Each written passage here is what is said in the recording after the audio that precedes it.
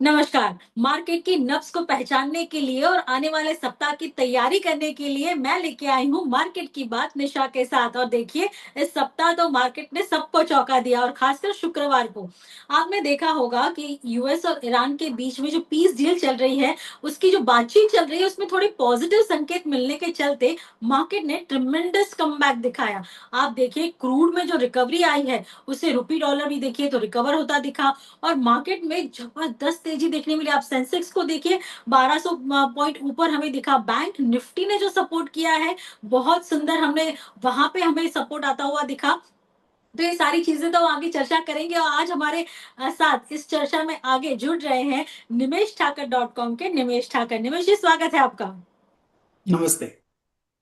तो जैसे मैंने कहा, इस पूरे हफ्ते का हीरो तो फ्राइडे बन गया है।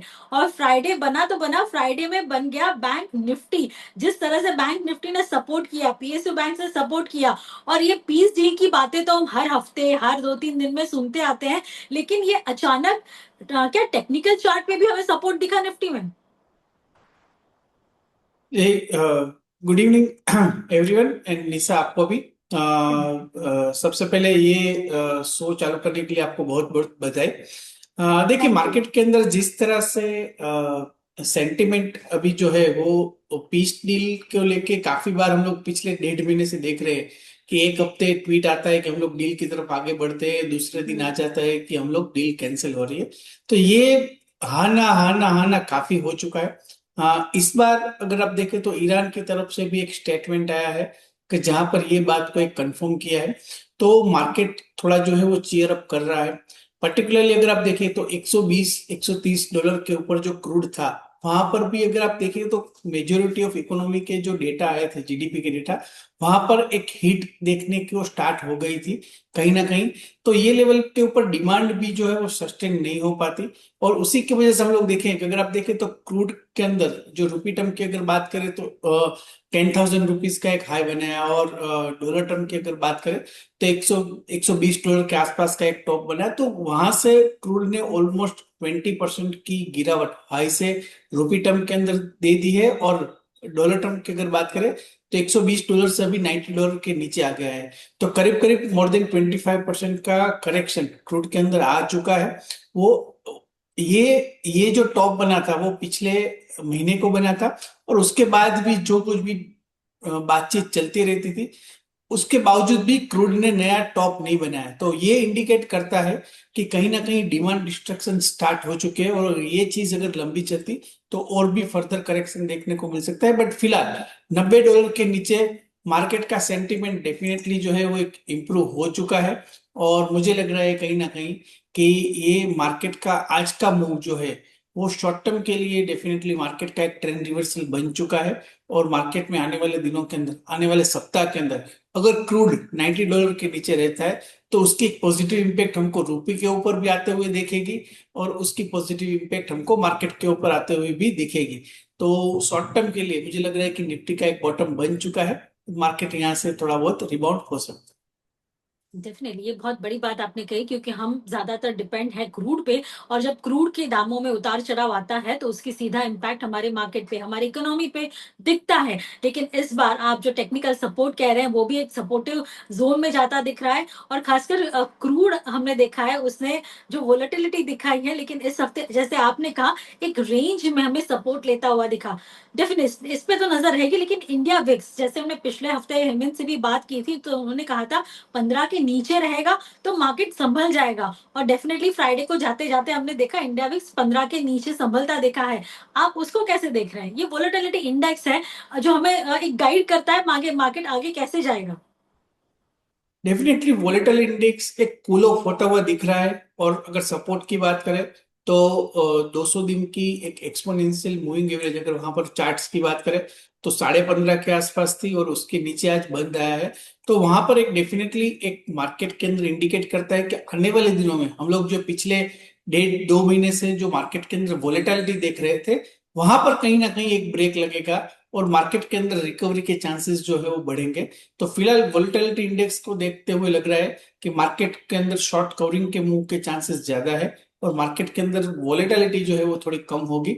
और मार्केट जिस डायरेक्शन में भी चल रहा है वो डायरेक्शन में आगे, जहां पर ट्रेंड रिवर्सल हम लोगों को देखने को मिला है, वो डायरेक्शन में आगे चलने के चांसेस ज्यादा है। अगर निफ्टी की हम लोग लेवल की बात करें, तो आज जिस तरह से क्लोजिंग आया है 23,600 के ऊपर, निफ्टी ने अपने 21 एक्सपोनेंशियल मूविंग एवरेज के ऊपर क्लोज दिया है। शॉर्ट टर्म ट्रेंड जो है वो पॉजिटिव हो चुका है। मुझे लग रहा है कि कहीं ना कहीं अब जो नेक्स्ट लेवल रहेगा वो 24,000 और 24,200 का लेवल है, जहां पर निफ्टी के इंपॉर्टेंट रेजिस्टेंस एरिया आ रहे हैं। तो यहाँ से और भी हम लोग नेक्स्ट वीक के अंदर 500 से 600 पॉइंट की अपसाइड निफ्टी के अंदर एक्सपेक्ट कर सकते हैं। तो फिलहाल निफ्टी के अंदर व्यू बुलिश है। अगर किसी को नेक्स्ट वीक के अंदर बाय करना है तो निफ्टी के अंदर बाय कर सकते हैं। नीचे की तरफ अगर स्टॉप लॉस की बात करें, तो स्टॉप लॉस जो रहेगा वो 23,400 रुपये का स्टॉप लॉस रहेगा। और ऊपर में मुझे लग रहा है कि 24,000 से 24,200 तक के लेवल देखने को मिल सकते हैं। अमेजिंग, क्योंकि हमने देखा है पिछले हफ्ते ही हमारी जो एक निफ्टी की रेंज हेमन ने बताई थी वो थी 23,150 से लेके 23,500 की रेंज थी। और आज वहां से मार्केट ने बहुत सपोर्ट लेके जो नई लेवल बनाई है, और जो निमेश आपको लेवल बता रहे हैं जो आप ध्यान रखिएगा है, लेकिन उसमें आज जो सपोर्ट किया है वो बैंक निफ्टी ने किया है। निमेश, बैंक निफ्टी को आप कैसे देख रहे हैं, और खासकर पीएसयू, पहले तो बैंक निफ्टी का हमें रेंज बताइए और फिर पीएसयू बैंक, क्योंकि उसने भी हमें बहुत आज चौंकाया है। डेफिनेटली जिस तरह से बैंक निफ्टी ने आज की रिकवरी देखी है, काफी स्ट्रॉन्ग रिकवरी है। और मोस्ट इम्पोर्टेंट कि जो 100 डेज और 200 डेज एक्सपोनेंशियल मूविंग एवरेज थी, जो करीब 56,000 के आसपास दोनों आ रही थी, उसके ऊपर उसको ब्रेक नहीं किया, उसके ऊपर काफी फर्मली बंद भी दिया है। तो मैं मानता हूं कि अब ये जो रेजिस्टेंस एरिया है वो स्ट्रॉन्ग बेस बन जाएगा। 56,000 बैंक निफ्टी का एक बेस रहेगा। और ऊपर में जिस तरह से आज के सेशन के अंदर हम लोगों ने मूव देखा है, मुझे लग रहा है कि बैंक निफ्टी में आने वाले दिनों के अंदर 58,500 तक के लेवल देखने को मिल सकते हैं। तो करीब करीब यहाँ से 1,800 से 2,000 पॉइंट की रैली बैंक निफ्टी में भी हम लोग एक्सपेक्ट कर सकते हैं। काफी स्ट्रॉन्ग सेटअप लग रहा है। निफ्टी और बैंक निफ्टी की चार्ट के कंपेयर करें, तो बैंक निफ्टी का चार्ट स्ट्रक्चर काफी मजबूत है, कोई रेजिस्टेंस एरिया नहीं है, और बेस भी जो है वो स्ट्रॉन्ग बन चुका है। तो मुझे लग रहा है कि अगर आपको दो में से एक में सिलेक्शन करना अगर आप चाहते हो, तो डेफिनेटली बैंक निफ्टी जो है वो मेरी पहली चॉइस रहेगी। बैंक निफ्टी ने सपोर्ट किया तो निफ्टी निफ्टी को तो बढ़ना ही है। पीएसयू बैंक इंडेक्स आपको कैसा लग रहा है, और खासकर एसबीआई? देखिए, निफ्टी पीएसयू बैंक इंडेक्स जिस तरह से मूव कर रहा है, पर्टिकुलरली रिजल्ट्स वाइज से देखें तो रिजल्ट्स वाइज कोई खराब रिजल्ट्स नहीं आए थे। और अगर आप डेली चार्ट्स के ऊपर देखें तो double bottom kind of setup भी बना है। और जो कुछ भी मल्टीपल रेजिस्टेंस एरिया था उसके ऊपर आज क्लोज दिया है। तो मुझे लग रहा है कि ट्रेंड रिवर्सल है पीएसयू बैंक इंडेक्स के अंदर। और अभी जो आज का क्लोजिंग आया है वो 8,528 के ऊपर आया है। मुझे लग रहा है कि पीएसयू इंडेक्स के अंदर जिस तरह से बैंक निफ्टी का सेटअप है, अगर बैंक निफ्टी बढ़ेगी तो पीएसयू, हालांकि बैंक निफ्टी में प्राइवेट बैंक का कंट्रीब्यूशन ज्यादा है, but sentiment wise PSU banks भी आगे बढ़ेंगे। और पीएसयू इंडेक्स के अंदर भी मुझे लग रहा है कि जो मेजर रेजिस्टेंस एरिया बन रहा है वो करीब करीब 9,050 के आसपास का बन रहा है। अभी चल रहा है 8,528। तो और भी यहाँ से हम लोग 500 पॉइंट की अपसाइड निफ्टी पीएसयू बैंक्स के अंदर एक्सपेक्ट कर सकते हैं। तो अगर आप मोटा मोटा कंसीडर करें, तो करीब 6 से 7% की अपसाइड यहाँ से पीएसयू बैंक निफ्टी के अंदर भी देखने को मिल सकती है। डेफिनेटली, तो नजर रहेगी इन सारे लेवल्स पर। हमारी नजर बनी हुई है हैवी वेट काउंटर रिलायंस पे।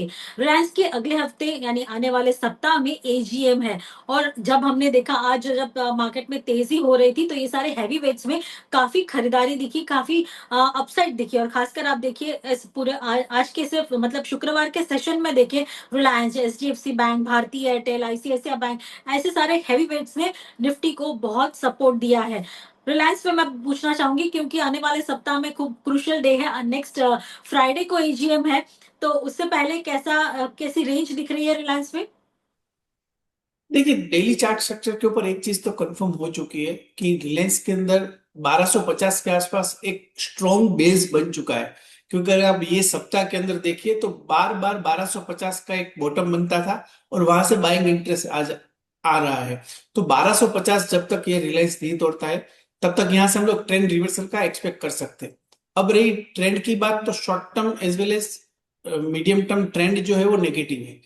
हालांकि एजीएम है और एजीएम के अंदर पर्टिकुलरली नेक्स्ट ईयर जियो का आईपीओ के लेके कंपनी क्या अनाउंसमेंट करती है, कितना जल्दी आईपीओ आने वाला है, उसके ऊपर पूरी मार्केट की नजर रहेगी। तो वहां से अगर कुछ न्यूज फ्लो आता है तो डेफिनेटली एक पॉजिटिव जो है वो मार्केट का सेटअप देखने को, रिलायंस का सेटअप देखने को मिलेगा। बट फिलहाल मुझे लग रहा है कि अगर किसी को कॉन्ट्रा बाय करना है पर्टिकुलरली एजीएम के व्यू से, तो 1250 का स्टॉप लॉस लगा के रिलायंस के अंदर बाय कर सकते हैं। और ऊपर में मुझे लग रहा है कि कहीं ना कहीं जिस तरह से सेटअप है और ट्रेंड रिवर्सल आ गया, और ऊपर में 1310 1320 के ऊपर अगर रिलायंस निकलता है, तो मैं उम्मीद करता हूं कि आने वाले दिनों के अंदर हम लोग 1410 1450 तक के लेवल रिलायंस में एक्सपेक्ट कर सकते हैं। बट ये सारी चीज अभी इफ एंड बट है। पर्टिकुलरली अभी क्लियर व्यू है कि अभी ट्रेंड रिवर्सल नहीं मिला है, और हम लोगों को एजीएम के व्यू के ऊपर ध्यान में रखते हुए हम लोग कॉन्ट्रा कॉल बाय कर रहे हैं।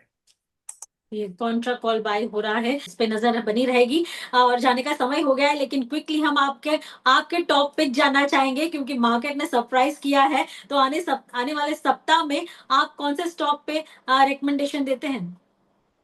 देखिए, एनबीएफसी स्पेस ने आज काफी अच्छा किया है, और जिस तरह से आरबीआई ने एक्शन लिया है, मुझे लग रहा है कि ये जो कुछ भी लिस्टेड बड़ी प्लेयर है उसके ऊपर एक पॉजिटिव इम्पैक्ट देखने को मिलेगा। ये सेम चीज हमको चार्ट्स के ऊपर भी देखने को मिली है।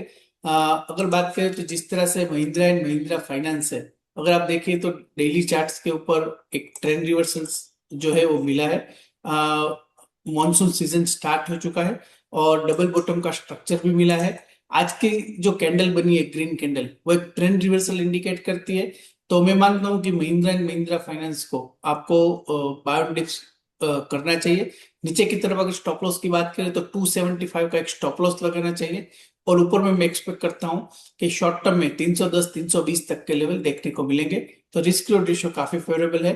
अगर एम फाइनेंस नीचे की तरफ 280 285 के आसपास मिलता है, और करंट लेवल से भी 290 के आसपास भी हम लोग बाय करके चल सकते हैं। ट्रेंड रिवर्सल कंफर्म हो चुका है, डबल बॉटम का स्ट्रक्चर है। 310 320 के टारगेट शॉर्ट टर्म में देखने को मिलेंगे। इस हफ्ते हाल ही में हमने देखा कि आरबीआई ने लगभग 135 नॉन बैंकिंग फाइनेंस कंपनीज के लाइसेंस रद्द कर दिए हैं। और उसके बाद हमने देखा कि जितने लिस्टेड एनबीएफसी है उसमें जबरदस्त एक तेजी दिखी। आपने कैसे इस खबर को देखा है, निमिष? देखिए, काफी मुझे लग रहा है कि जो एग्जिस्टिंग जो आरबीआई ने रीजन दिया था, वहां पर मेन रीजन था कि जो कंप्लायंस है उसको वो फॉलो नहीं कर रही थी। और मेजोरिटी अगर आप देखें तो ये जितनी भी एनबीएफसी थी वो वेस्ट बंगाल थ्रू में ऑपरेट कर रही थी। तो हम्म। कहीं ना कहीं अगर बात करें तो जिस तरह से अगर ये एनबीएफसी के लाइसेंस कैंसिल हुए, उसका पॉजिटिव इम्पैक्ट जो एग्जिस्टिंग लिस्टिंग एनबीएफसी है उसके ऊपर कहीं ना कहीं जो देखने को मिलेगा, क्योंकि मार्केट शेयर के हिसाब से, नया क्रेडिट ग्रोथ के हिसाब से उसका कहीं ना कहीं एक पॉजिटिव इम्पैक्ट देखने को मिल सकता है।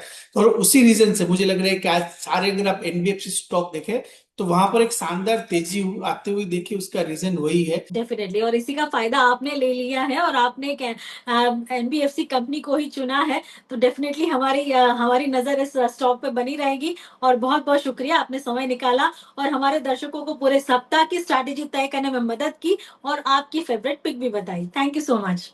Thank you.